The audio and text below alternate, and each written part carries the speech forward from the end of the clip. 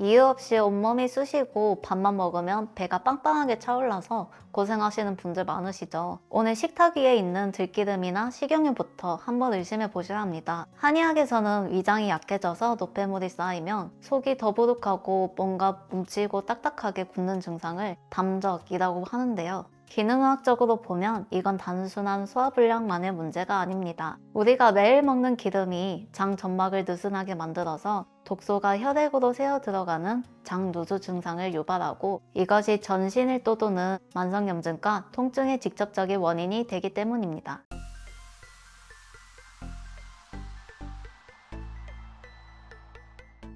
안녕하세요. 건강정보를 분석하고 플랜을 세워드리는 이웃집 닥터 이승아입니다. 많은 분들이 오해하시는 부분부터 먼저 짚어드릴게요. 기름 챙겨 먹으면 살찌고 콜레스테롤이 높아지는 거 아니냐 이렇게 묻고 싶으실 텐데요. 결론부터 말씀드리면 혈관을 막고 살이 찌우는 진짜 원인은 좋은 기름이 아닙니다. 문제는 바로 산패되어서 상한 나쁜 기름과 과도한 탄수화물의 결합이거든요. 기능학적으로 볼 때 질 좋은 식물성 오일은 오히려 나쁜 콜레스테롤을 배출하고 염증으로 인한 부종을 빼주는 아주 효과적인 전략이 됩니다. 기능의학에서 통증이 잘 안 낫는 분들의 세포막을 검사해보면 마치 딱딱하게 굳은 상태로 경직되어 있는 경우가 많거든요. 건강한 세포막은 물처럼 말랑말랑하고 부드러운 상태를 유지해야 영양소를 빨아들이고 독소를 뱉어낼 수 있는데 튀김이나 가공식품의 나쁜 기름이 세포막 제어로 쓰이며 막이 딱딱하게 굳어버립니다. 세포가 굳으면 혈액순환이 아무리 잘 돼도 조직은 유연성을 잃고 염증 물질은 안에 갇히게 되죠. 즉 몸이 뻣뻣하다는 것은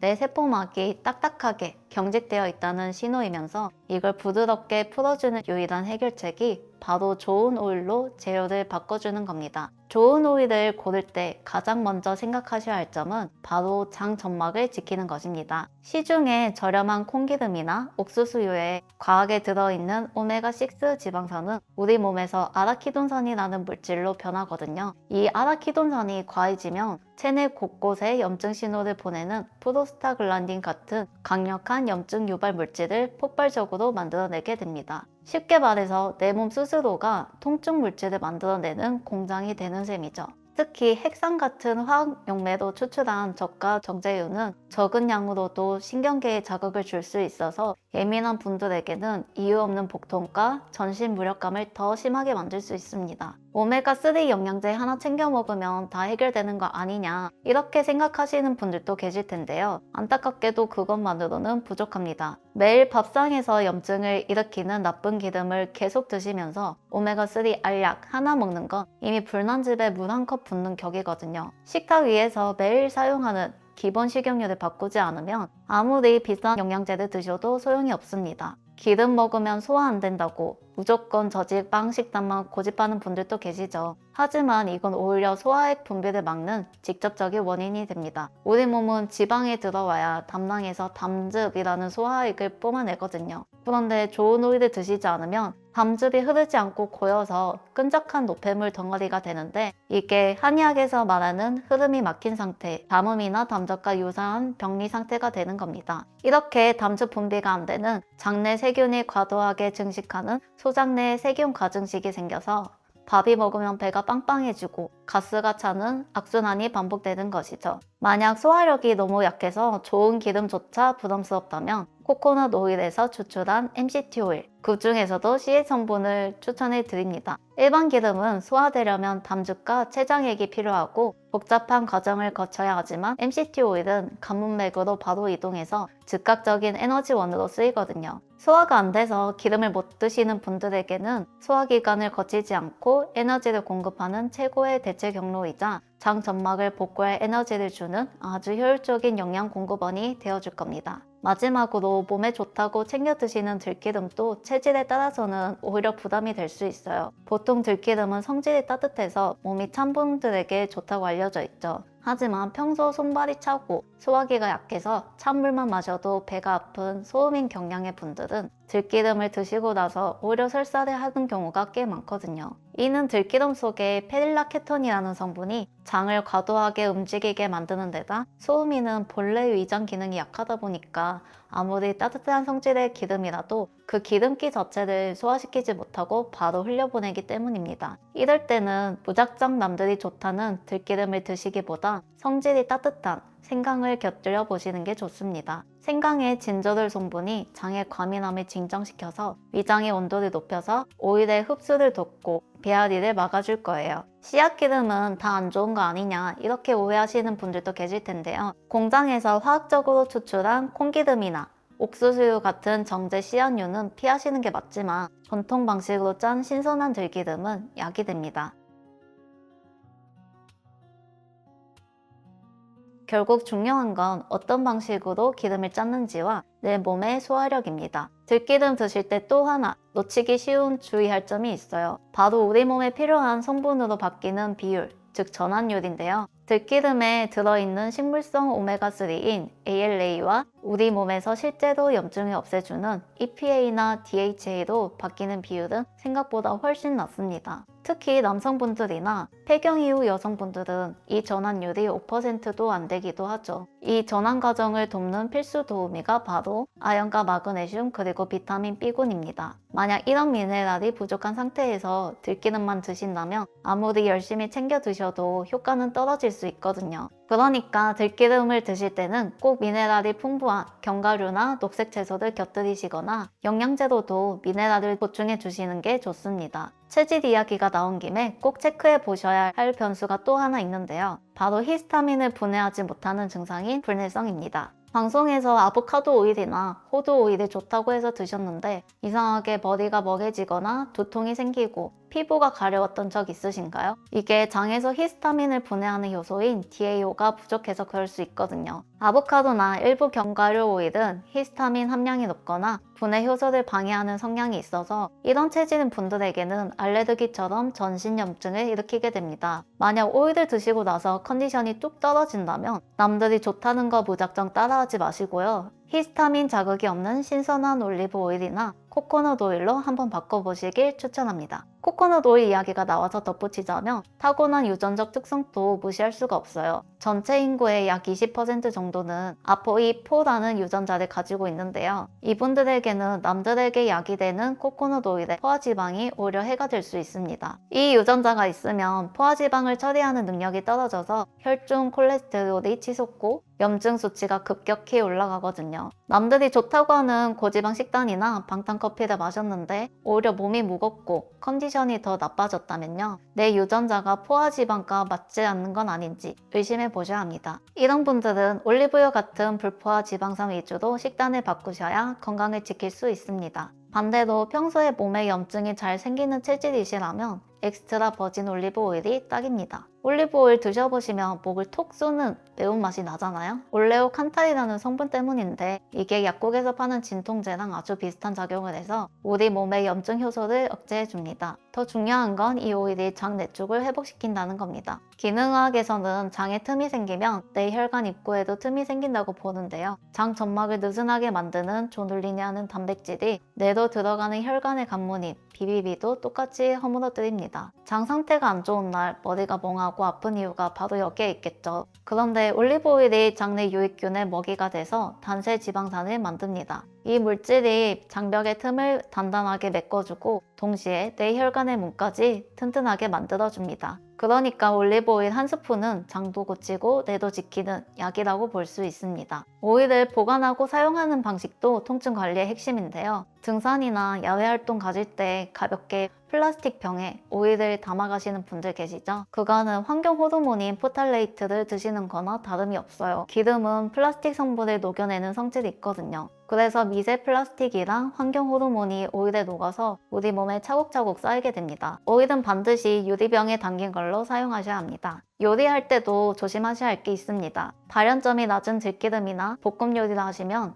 벤조피렌 같은 발암물질과 염증 유발 물질이 생기거든요. 비싼 오일일수록 불에 닿지 않게 요리 다 하고 마지막에 가볍게 뿌려 드시는 게 가장 좋고요. 꼭 열을 가해한다면 발연점이 높은 아보카도 오일이나 기버터를 쓰시는 게 장 점막 손상을 막는 현명한 방법입니다. 아침에 일어났는데 입안이 텁텁하고 몸이 무겁다 싶으시면 오일 풀링을 권해드립니다. 자는 동안 입안 점막에는 기름에만 녹는 지용성 세균과 독소가 잔뜩 쌓이는데 이건 물로는 잘 안 씻기거든요. 아침 빈속에 압착 오일로 입안을 헹궈내면 비누화 반응이 일어나서 이 찌꺼기들을 흡착해서 배출할 수 있습니다. 입안 염증이 혈관을 타고 온몸으로 퍼지는 걸 막는 1차 방어막인 셈이죠. 결론적으로 식물성 오일은 그냥 음식 재료가 아니라 내 몸의 염증 수치를 조절하는 약이나 다름없습니다. 이유 없는 통증이나 소화불량으로 고생하고 계신다면 오늘 당장 부엌에 있는 오메가6 덩어리 정제유부터 치우시는 게 중요합니다. 내 몸이 차다면 따뜻한 성질의 음식과 함께 오메가3를 드시되 흡수율 높이는 미네랄 꼭 챙기시고요. 염증이 많다면 올리브 오일로 장벽을 튼튼하게 세우셔야 합니다. 그리고 밥 먹고 나서 머리가 아프거나 너무 피곤하다면 혹시 기름이 산패되진 않았는지, 내 몸이 히스타민에 예민하거나 유전적으로 안 맞는 건 아닌지 꼼꼼하게 따져보세요.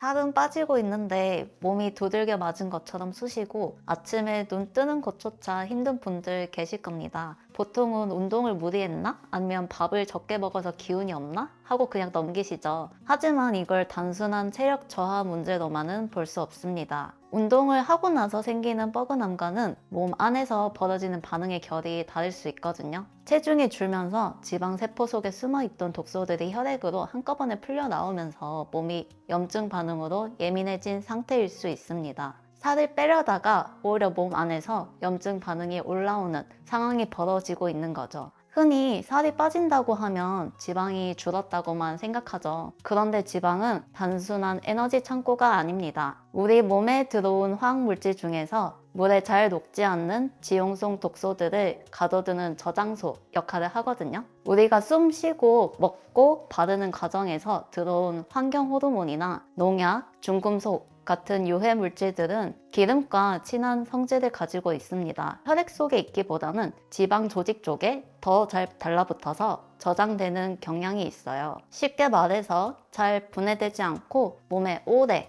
남아있을 수 있는 독성 물질이라고 보시면 됩니다. 평소에는 지방 조직 안에 붙어 있으니까 크게 티가 안 나는데 다이어트를 해서 지방이 분해되기 시작하면 상황이 달라집니다. 지방이 빠지는 과정에서 그 안에 있던 독소들이 풀려 나오면서 혈액으로 한꺼번에 이동하거든요. 실제로 급격하게 체중을 줄일 때는 혈중 중금속이나 잔류성 유기 오염물질 같은 물질들의 농도가 상승하는 경향이 보고된 연구들도 있습니다. 독소를 가둬두던 공간이 줄어들면서 혈관 속 독성 물질의 부담이 커지는 겁니다. 그럼 혈액으로 나온 독소들은 어디로 갈까요? 바로 우리 몸의 해독기관인 간입니다. 문제는 여기서 생깁니다. 혈관으로 밀려드는 독소의 양을 간이 제때 처리하지 못하면 몸이 예민하게 흔들리기 시작하거든요. 간의 해독 작용은 생각보다 훨씬 정교합니다. 크게 1단계 활성화와 2단계 포합 과정으로 나뉘는데 이 두 과정의 속도 균형이 깨지는 순간부터 몸이 크게 흔들립니다.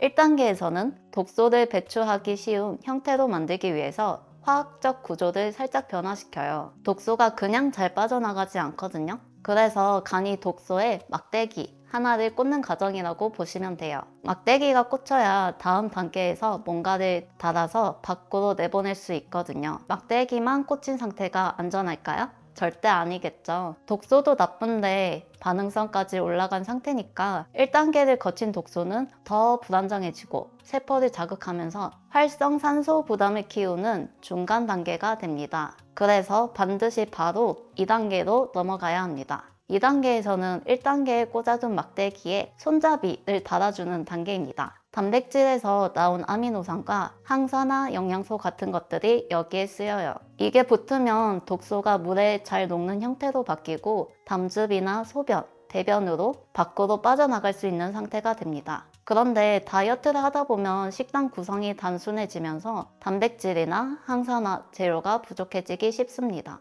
그러면 1단계는 과열되는데 2단계는 따라오지 못하는 불균형이 생겨요. 이때 처리되지 못한 물질들이 혈관을 타고 온몸을 돌면서 세포를 자극하고 염증 반응을 키웁니다. 대표적으로 온몸이 쑤시는 근육통, 그리고 머리가 멍해지는 브레인 포그가 나타나죠. 다이어트 직후에 피부가 갑자기 뒤집히거나 붓기가 확 올라온다면 단순한 컨디션 저하가 아니라 간 해독 시스템이 과부하에 걸렸다는 신호로 보셔야 합니다. 그리고 해독은 간에서 끝이 아니라 장으로 내려가서 밖으로 배출돼야 끝이 납니다. 간에서 처리된 것들은 담즙에 섞여서 십이지장으로 내려가고 소장과 대장을 거쳐서 대변으로 나가야 마무리가 돼요. 그런데 지방 섭취를 오랫동안 낮게 가져가면 담낭의 수축이 줄고 담즙 배출이 느려집니다. 배출이 느려지면 장에 머무르는 시간이 길어지고 그 사이 일부가 다시 흡수돼서 간으로 되돌아옵니다. 간은 이미 처리한 걸 또 처리해야 되니까 부담이 확 늘죠. 여기에 식이섬유까지 부족하면 더 막힙니다. 장 안에서 붙잡아서 대변을 끌고 나갈 재료가 없으니까요. 만약 평소에 장이 예민하고 복부팽만이나 변비, 설사가 반복되는 등 장 점막의 기능이 약해져 있다면 흐름은 더 쉽게 흔들립니다. 악순환이 반복되면 간의 해독 기능은 저하되고 컨디션이 무너지면서 몸은 이걸 스트레스로 인식합니다. 그리고 몸의 우선순위가 체중 감량이 아니라 생존 모드로 바뀌어요. 에너지 소비는 줄이고 배고픔 신호는 키우고 몸은 저장 모드로 들어갑니다. 그래서 아무리 굶어도 살이 잘 안 빠지는 정체기가 오고 조금만 먹어도 요요가 빨리 오는 패턴이 만들어지게 됩니다. 결국 살을 빼겠다고 무작정 밀어붙이면 지방은 흔들어 놓고 배출은 막아버려서 오히려 감량은 더 어려워지는 방향으로 가게 됩니다.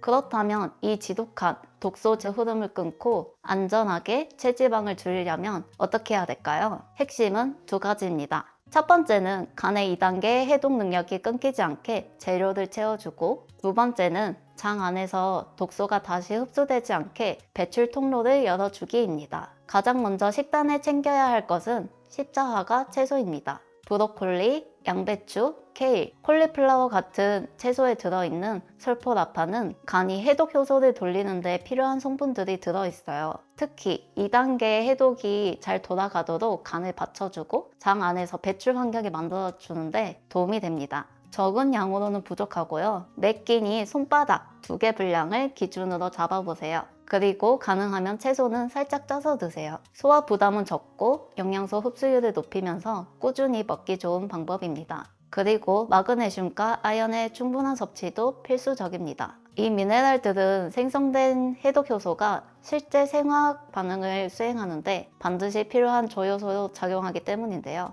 특히 다이어트 중에는 대사 변화로 인해서 마그네슘이 소변으로 배출되기 쉬우므로 결핍되지 않도록 각별한 주의가 필요합니다. 식사량이 줄더라도 화장실만큼은 오히려 더 잘 가야 합니다. 다이어트 중 변비는 처리해서 내보내야 할 것들을 다시 몸 안에 붙잡아 두는 것과 다를 게 없거든요. 하루에 한 번 이상 시원하게 비우지 못하면 그 부담은 계속 커질 수 있다는 것 꼭 기억해 주세요. 또 배출을 확실히 열어주려면 물과 수용성 식이섬유를 같이 챙겨야 합니다. 물은 하루 2리터를 기준으로 잡고 차전자피나 팩틴처럼 물에 잘 녹는 식이섬유를 같이 챙겨서 장 안의 내용물이 빨리 밖으로 밀려나가게 만들어야 해요. 미역이나 다시마의 끈적한 성분인 알긴산도 장 안에서 중금속이나 독소가 배출되도록 도와줄 수 있으니 식단에 적극적으로 활용해보세요. 만약 변비가 해결되지 않는다면 식단 구성이 어딘가 잘못되어 있다는 신호예요. 그땐 즉시 살 빼는 속도를 늦추고 배변 활동 개선에 집중하는 것이 우선입니다. 그리고 많은 분들이 놓치는 게 하나 더 있는데요. 기름에 친한 성질의 물질을 잘 내보내려면 좋은 지방을 적정량 먹는 것도 필요합니다. 담즙은 지방이 들어올 때 담낭이 수축하면서 잘 흘러가거든요.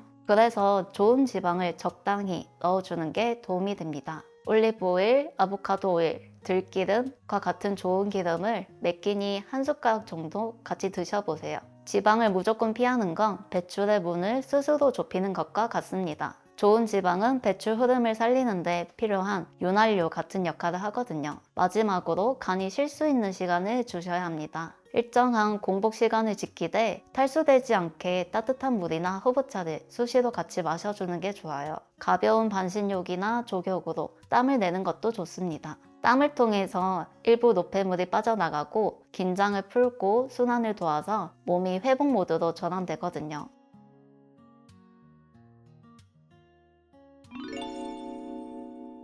선생님, 저는 커피도 끊었고 자기 전에 명상도 하는데 왜 잠을 못 잘까요? 그런데 이런 분들일수록 원인을 침실 환경이나 마음가짐에서만 찾으면 답이 잘 안 나오는 경우가 있어요. 잠은 뇌만의 문제가 아니라 밤에 우리 몸이 어떤 신호를 내고 있는지가 크게 영향을 주거든요. 한의학 고전에는 이런 말이 있습니다. 위 불화즉 와 불안. 위가 편하지 않으면 누워도 편치 않다는 뜻인데요. 이 문장에 불면을 이해하는 힌트가 있다고 봅니다. 불면의 원인이 심리적인 요인만이 아니라 몸의 상태, 특히 소화기 컨디션도 함께 봐야 하는 경우가 있거든요. 불면은 크게 보면 두 가지가 문제입니다. 하나는 생체 시계가 흔들린 경우, 다른 하나는 각성 신호가 계속 켜져 있는 경우예요. 실제로 많은 분들은 그 각성 신호를 켜는 원인이 뇌 자체 문제가 아니라 무심코 먹는 음식이나 무너진 신경균형, 과흥분 상태인 경우가 꽤 있습니다. 우리가 흔히 건강식이라고 생각해서 챙겨 먹는 음식들이 오히려 우리 몸에 염증 신호를 올려서 수면을 방해하는 경우가 있습니다. 기능의학에서는 지연성 음식 알레르기라고 부르는데요. 급성 알레르기처럼 음식을 먹자마자 반응이 나오는 게 아니라 몇 시간에서 길게는 2, 3일 뒤에 피로감이나 두통, 몸살 같은 통증, 불면처럼 컨디션 문제로 나타나는 경우가 있다는 거죠. 그래서 며칠 전에 먹은 음식이 오늘 밤 잠을 깨울 수 있다 라는 패턴이 생깁니다. 여기서 자주 언급되는 게 유제품 단백질인 카제인이나 밀 단백질인 글루텐 같은 음식들인데요. 이 얘기를 하면 많은 분들이 이렇게 말씀하세요. 선생님, 저는 밀가루나 우유 먹어도 속이 더부룩하거나 가스 차는 증상이 전혀 없어요. 바로 그 지점이 우리가 놓치기 쉬운 부분입니다. 속이 불편하지 않아도 장 점막에서는 면역 반응이 조용히 켜질 수 있거든요. 장 점막이 특정 단백질을 자극으로 인식하면 면역 세포가 반응하면서 사이토카인 같은 염증 물질이 올라올 수 있습니다. 한두 번이면 지나갈 수 있지만 이런 자극이 식습관으로 반복되면 염증 신호가 계속 켜진 채로 남아있는 상태가 될 수 있어요. 그리고 문제는 밤인데요. 밤에는 몸이 회복 모드로 들어가야 하는데 염증 신호가 높으면 뇌가 그걸 경계 신호로 받아들여서 각성 시스템이 쉽게 꺼지지 않습니다. 그리고 염증 신호 사이토카인이 높아지면 송가선에서 멜라토닌이 만들어지는 과정 자체가 저하될 수 있어요. 그러면 잠이 더 얕아지고 중간 각성이 더 늘기 쉽습니다. 방에 염증 신호가 계속 켜져 있는데 뇌가 편하게 잠들긴 어렵거든요. 이 상태에서는 멜라토닌 같은 수면 보조제를 써도 기대만큼 체감이 크지 않은 분들이 있어요. 수면 보조제를 더 늘리기 전에 먼저 몸을 깨우는 염증 자극부터 정리하는 게 우선입니다.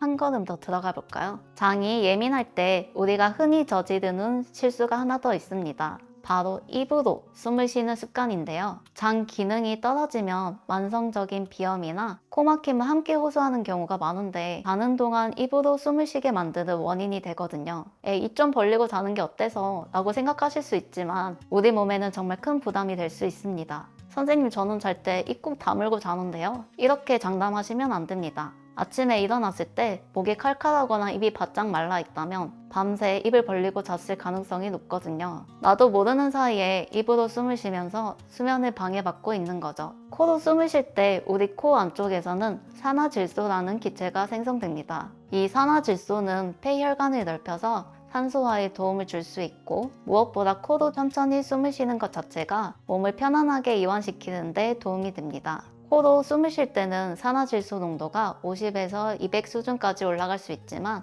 입으로 쉬면 10 미만으로 낮다는 보고도 있거든요. 입을 벌리고 자는 습관이 계속되면 코 호흡의 이점을 충분히 못 받고 코골이나 수면 호흡 문제가 겹칠 때는 산소 포화도가 떨어지는 구간이 생길 수 있어요. 그러면 몸은 밤새 긴장된 상태로 쉽게 풀리지 않는 겁니다. 더 큰 문제는 이런 상태가 수면의 깊이를 얕게 만들면 뇌 청소 시스템으로 알려진 글림페틱 시스템도 덜 효율적으로 돌아갈 수 있다는 점입니다. 우리 뇌는 잠을 자는 동안 뇌세포가 살짝 줄어들면서 세포 사이사이 공간이 넓어지고 그 사이로 뇌척수액이 흐르면서 낮 동안 쌓인 노폐물을 씻어내는 과정이 활발해지는 것으로 알려져 있어요. 이렇게 씻겨내려온 노폐물은 뇌 안에서 끝나는 게 아니라 목 쪽 림프계로 이어지는 경로를 통해 밖으로 빠져나간다는 보고도 있습니다. 그래서 코막힘, 구강호흡, 코골이처럼 수면을 얕게 만드는 요인이 계속되면 이 밤샘 청소가 매끄럽게 진행되기 어렵고 자고 일어나도 머리가 맑지 않고 돌덩이처럼 무거운 느낌이 남을 수 있습니다. 그건 단순한 기분 탓이 아니라요. 수면의 질이 떨어지면 뇌가 회복되는 정도도 같이 떨어질 수 있거든요.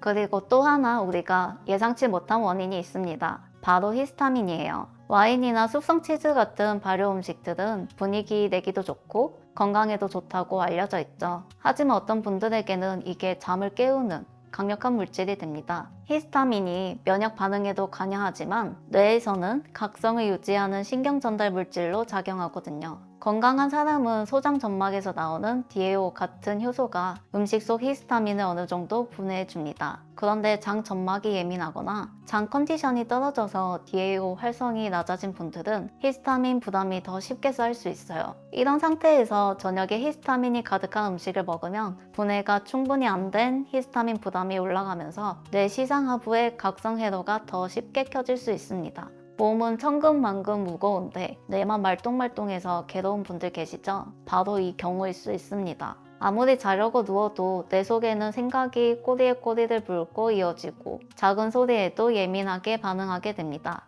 이때 도움이 될 수 있는 게 천연신경 안정제인 마그네슘입니다. 선생님 저는 마그네슘 챙겨 먹는데 효과가 하나도 없던데요? 그렇다면 지금 드시고 있는 마그네슘 통 뒷면을 한번 확인해 보세요.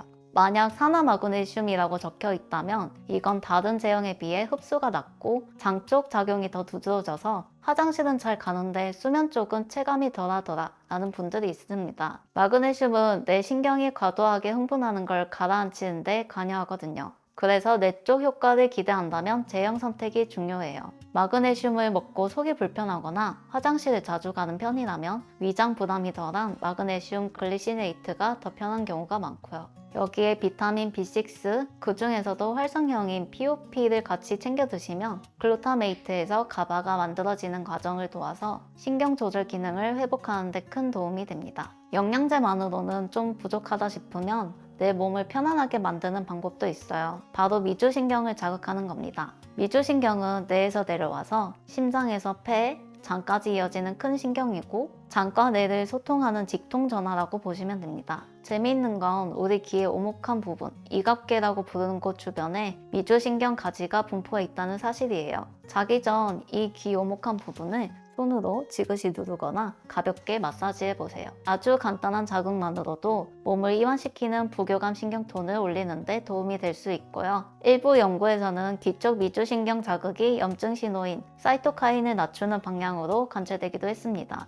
염증성 사이토카인은 멜라토닌 리듬에 영향을 줄 수 있는 신호라서 이런 축이 수면에 연결될 여지가 있는 거죠. 돈 한 푼 안 들이지만 과열된 뇌를 식히고 안정시키는 데 큰 도움이 될 수 있어요.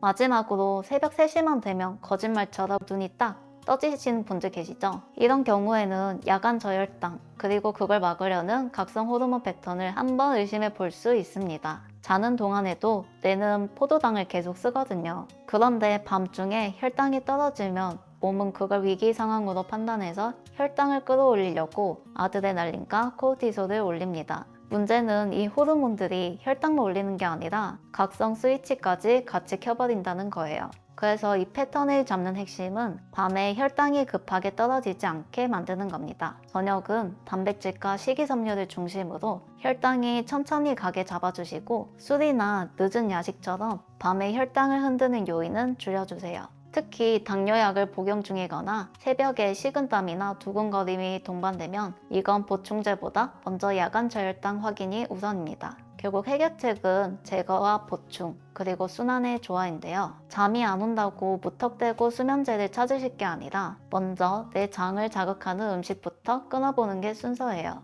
딱 2주만 내 장을 자극하는 음식부터 줄여보세요. 지연성 반응은 먹자마자 티가 안 나서 더 놓치기 쉽거든요. 많은 분들에겐 밀가루나 유제품이 그 후보이고, 밤에 유난히 예민해지는 분들은 와인, 숙성 치즈처럼 히스타민 부담이 큰 음식도 같이 걸리는 경우가 있어요. 염증 신호가 가라앉으면 멜라토닌 리듬도 안정을 되찾을 수 있을 거예요. 자기 전에는 귀 마사지로 미주신경을 깨워주고, 가능하면 코로 숨 쉬는 환경을 만들어주세요.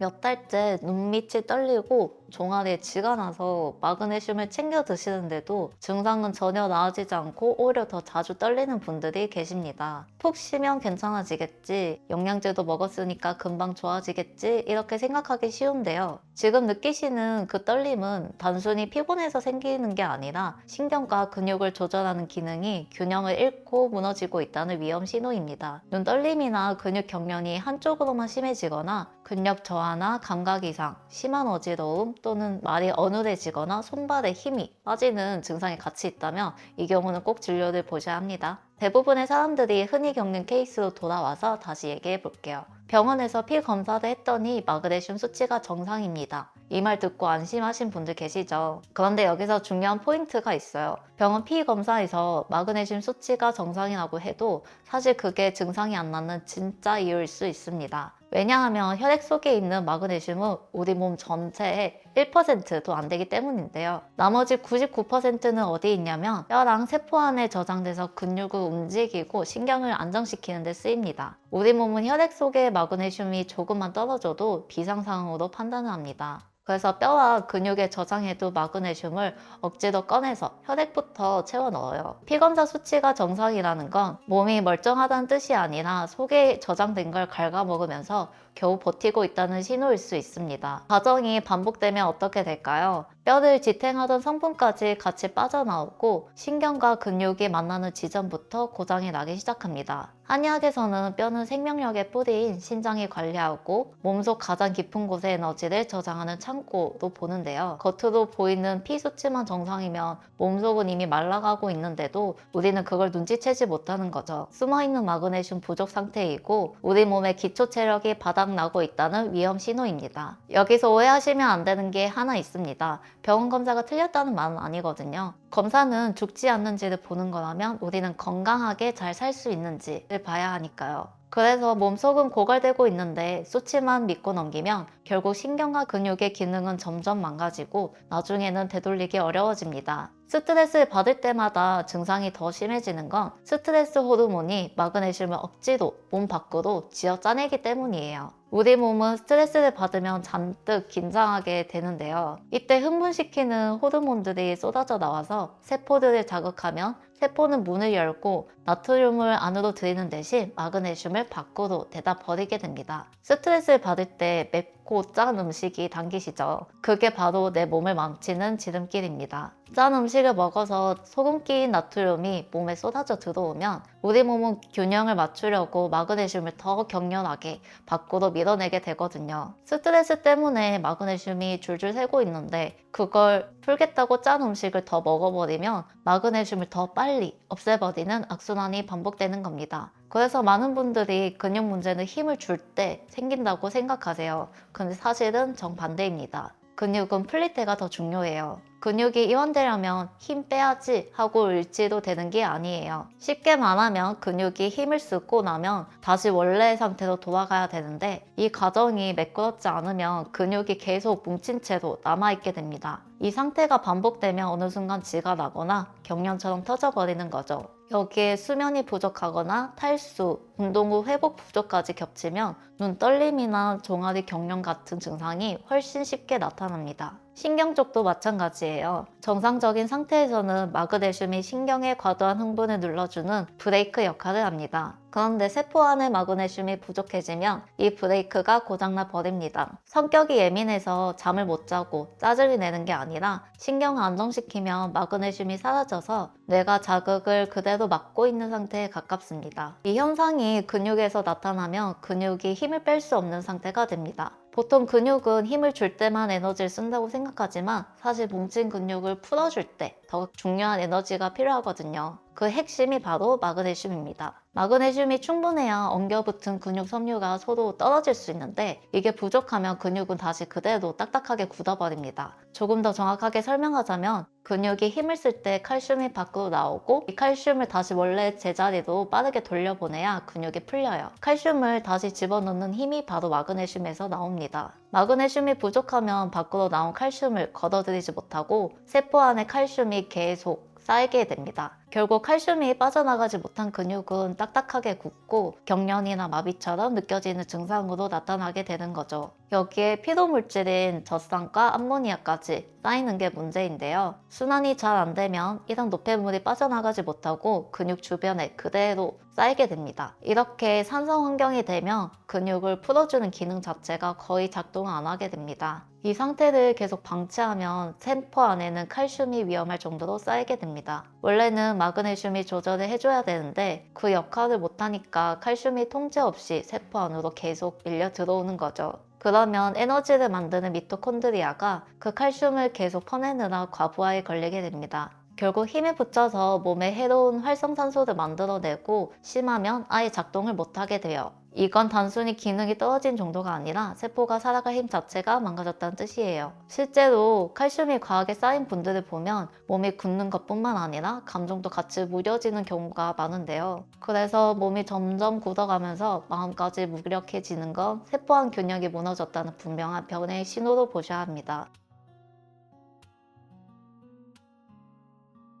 인슐린 기능에 문제가 생기면 콩팥은 마그네슘을 소변으로 다 내보내게 됩니다. 이건 단순히 콩팥 기능이 떨어져서가 아니라 혈액 속에 넘쳐나는 당분이 세포 깊숙한 곳으로 나쁜 신호를 보내기 때문입니다. 이 신호는 마그네슘을 다시 흡수하는 통로를 막아버리는 작업 자체를 아예 못하게 막아버리거든요. 달달한 음식을 너무 많이 먹는 식습관이 내 몸이 마그네슘을 받아들이지 못하는 체질로 바꿔버린 셈이죠. 그러니 혈당 문제를 해결하지 않고 마그네슘만 먹는 건 또 아무 소용이 없어요. 흡수하는 통로가 망가진 상태에서 영양제만 넣는 건 낭비일 뿐만이 아니라 우리 몸의 균형을 맞추는 시스템까지 더 망가뜨리는 위험한 행동입니다. 마그네슘을 먹고 있는데도 별다른 체감이 없으면 이거 제품 별로인가? 이런 생각이 드실 수 있죠. 충분히 그러실 수 있는데요. 그런데 실제로는 제품 문제라기보다는 사람마다 흡수하고 활용하는 과정이 막혀있는 경우도 있어요. 특히 어떤 분들은 마그네슘만 단독으로 먹을 때보다 활성형 형태의 비타민 B6인 P5P 그리고 단백질 섭취나 수면, 스트레스 조절까지 같이 챙겼을 때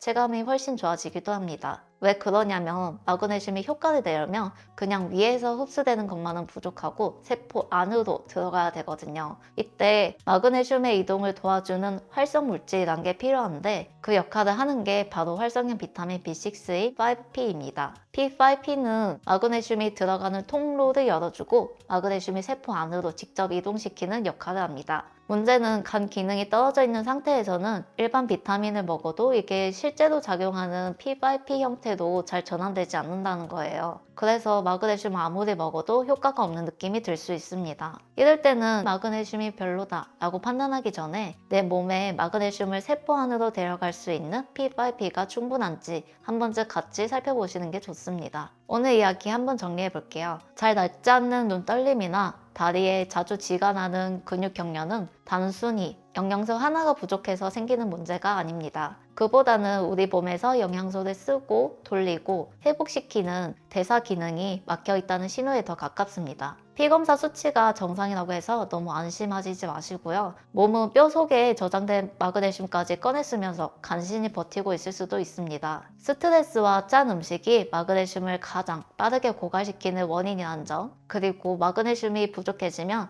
신경이 과도하게 예민해진다는 점도 같이 기억해 주셨으면 합니다. 근육을 제대로 풀어주려면 마그네슘만 보충한다고 끝나는 게 아니라 칼슘을 다시 이동시킬 에너지와 쌓인 노폐물을 밖으로 내보내는 과정까지 함께 돌아가야 합니다. 그 출발점이 바로 밀가루나 설탕 같은 과도한 탄수화물을 줄이고 인슐린 기능을 정상으로 되돌려 놓는 거예요. 그래야 콩팥에서 마그네슘 흡수 통로가 망가지는 걸 막을 수 있습니다. 영양제를 선택하실 때는 마그네슘이 세포 안으로 들어가는 걸 도와주는 활성형 비타민 P5P가 같이 들어있는지도 한 번쯤 확인해 보시는 게 좋고요.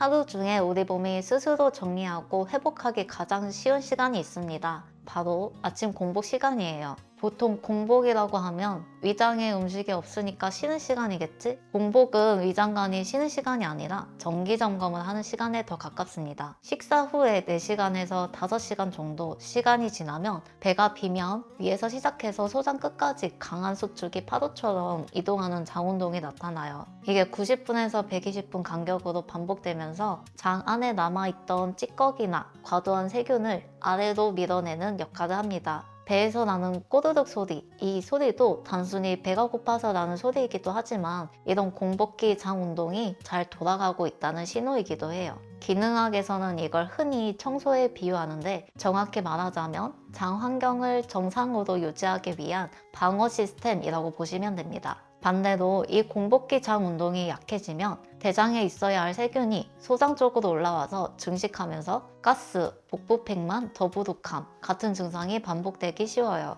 그래서 밥만 먹으면 배가 빵빵해지고 가스가 찬다 이러신 분들은 음식 종류뿐만이 아니라 위장 간의 리듬도 함께 살펴볼 필요가 있습니다. 이렇게 보면 아침 식사는 그냥 배를 채우는 단순한 한 끼라기보다는 밤새 멈춰있던 위장 간 리듬을 부드럽게 깨우는 시동이라고 볼 수 있습니다. 아침에 일어나자마자 물부터 마시는 분들 많으시죠? 그 자체로도 충분히 좋은 선택인데요. 조금 더 위장관을 깨우고 싶다면 선택지 중 하나가 바로 생강차입니다. 생강에 들어있는 쇼가올이라는 성분이 위장에 있는 신경을 직접 자극하거든요. 잠들어 있던 위장에게 움직이라는 신호를 보내서 다시 힘차게 돌아가도록 시동을 걸어주는 겁니다. 실제 기능성 소화불량 환자들 대상으로 한 연구를 보면 음식이 위에 머무르는 시간이 가짜 약을 먹은 그룹보다 확실히 짧았어요. 가짜 약 그룹은 16분 정도 걸렸는데 생강을 먹은 그룹은 12분로 줄었거든요. 쉽게 말하면 생강이 위가 음식물을 아래로 보내는 힘을 도와줄 수 있다는 뜻입니다.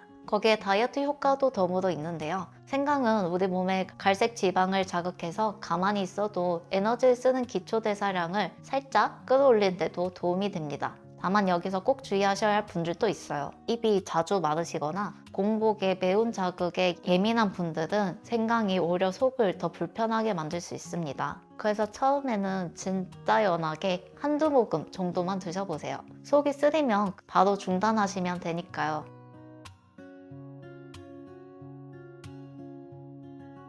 생강으로 위장에 시동을 걸었다면 그 다음 단계는 보호막인데요. 이때 많이 떠올리시는 게 있으실 거예요. 바로 맞아. 마이는 끈적한 성분이 있어서 공복에 먹었을 때 위 점막을 부드럽게 덮어주는 역할을 합니다. 마이 들어있는 끈적한 뮤신 성분은 위산이 위벽을 직접 자극하지 않도록 막아주고 염증을 가라앉히는 데도 도움을 줍니다. 그래서 아침 공복에 말을 먹어주는 건 위벽에 보호막을 씌워주는 가장 기본적인 1차 관리라고 보셔도 됩니다. 보호막을 만들었다면 이제 회복에 필요한 재료를 채워주셔야겠죠? 이때 좋은 선택이 바로 맑은 사골 육수입니다. 사골 육수는 단순히 단백질 때문에 추천드리는 게 아니라 수분과 전해질, 아미노산을 같이 한 번에 공급할 수 있다는 점이 좋아요. 위장이 꿀렁거리면서 청소 운동을 하려면 신경에 전기가 흘러야 하는데 사골 육수에 들어있는 나트륨, 칼륨, 전해질 같은 물질들이 그 전선을 더 튼튼하게 만들어줍니다. 국물 속에 녹아있는 글리신과 프롤린 같은 성분들도 위산 조절은 물론이고 염증을 누르고 세포를 보호하는 데도 도움을 주고요. 다만 기름기가 너무 많으면 오히려 장을 자극해서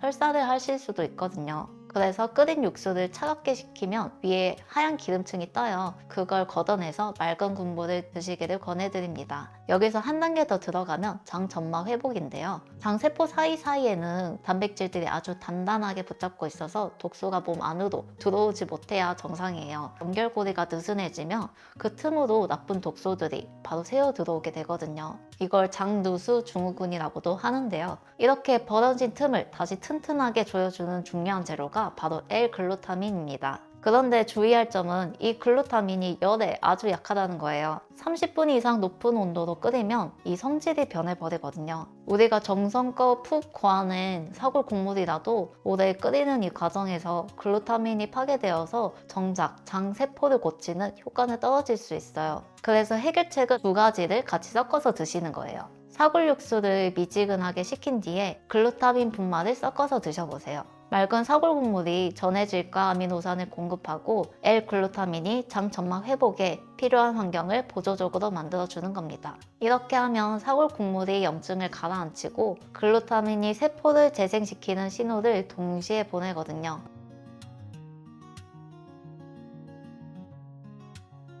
마지막 단계는 이제 흡수율을 올리는 기술인데요. 건강식은 많이 먹는다고 끝이 아니라 내 몸이 실제로 흡수하고 그걸 써야 의미가 있어요. 예를 들어 당근 이야기부터 해볼게요. 당근에 들어있는 베타카로틴, 몸에 좋다는 건 다들 들어보셨을 거예요. 근데 이걸 그냥 생으로 먹으면 생각보다 흡수가 거의 안 됩니다. 왜 그러냐면 베타카로틴이 굉장히 단단한 보호막에 안에 갇혀있기 때문인데요. 사람의 소화효소는 이 벽을 깨기가 생각보다 어렵습니다. 그래서 당근을 그냥 생으로 씹어 먹으면 우리 몸에 실제로 흡수되는 양이 10%도 안 되는 수준이에요. 먹긴 먹었는데 대부분은 그냥 지나가신다고 보시면 됩니다. 실제로 이걸 비교한 실험도 있어요. 당근을 생으로 먹은 경우와 기름에 익혀서 먹은 경우를 비교했더니 결과가 꽤 차이가 났습니다. 익혀서 먹었을 때는 몸에 흡수된 총량이 2배 이상 확 뛰었어요. 여기에 한국인이라면 꼭 알아야 할 유전적인 이유도 있습니다. 당근에 좋은 성분이 우리 몸에서 쓰이려면 비타민 A도 바뀌어야 하는데 한국인은 유전적으로 이 변환 능력이 좀 떨어지는 편이에요.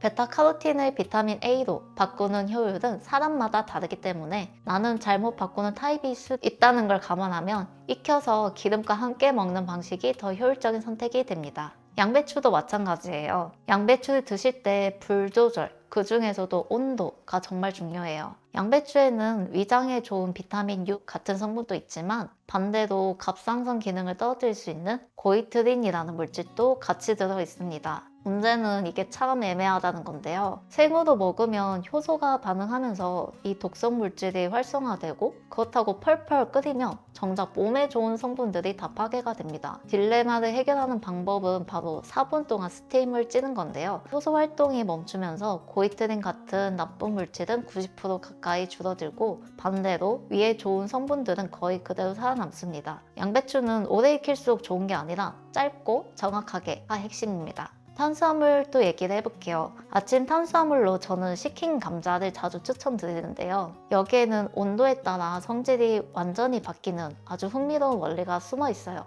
감자를 찐 다음에 12시간 이상 차갑게 식히면 전분 구조가 다시 촘촘하게 재배열되면서 저항성 전분으로 바뀝니다. 이게 한번 바뀌면 다시 데워도 원래대로 돌아가지 않아요.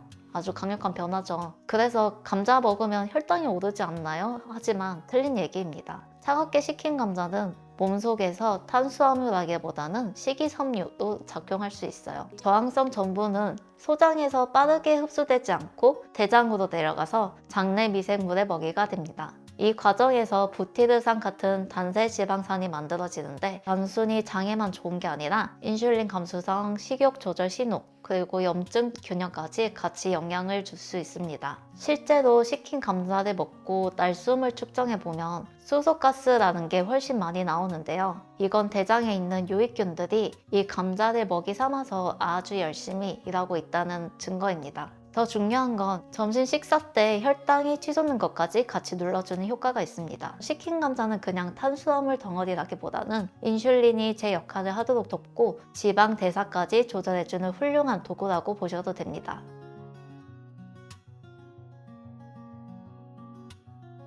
오늘 이야기한 내용을 핵심만 정리해 볼게요. 아침 공복은 단순히 비어있는 시간이 아니라 위장관 리듬을 다시 정리하고 재가동할 수 있는 시간입니다. 위장을 깨우고 싶다면 생강차를 아주 연하게 소량부터 시작해보세요. 그 직후 맛표대로 위 점막에 보호막을 입혀주세요. 맑은 사골 육수로 수분, 전해질, 아미노산을 공급하고 글루타민은 뜨거울 때 말고 미지근할 때 같이 섞어서 드셔보세요. 당근은 익혀서 오일과 함께, 양배추는 4분간 살짝 쪄서, 감자는 식혀서. 물론 매일 아침마다 이렇게 챙겨 드시려면 너무 바쁘실 거예요. 그래서 주말에 미리 만들어 두시는 걸 추천드리는데요. 감자나 당근 스프, 찐 양배추 같은 건 주말에 한 번에 만들어서 소분해 두세요. 이건 단순히 한 끼 식사를 바꾸는 게 아니라 지쳐있는 위장관을 세포 단위부터 다시 회복시키는 접근이라고 보셔도 되겠습니다. 지금까지 기능학을 연구하는 한의사 이승아였습니다. 감사합니다.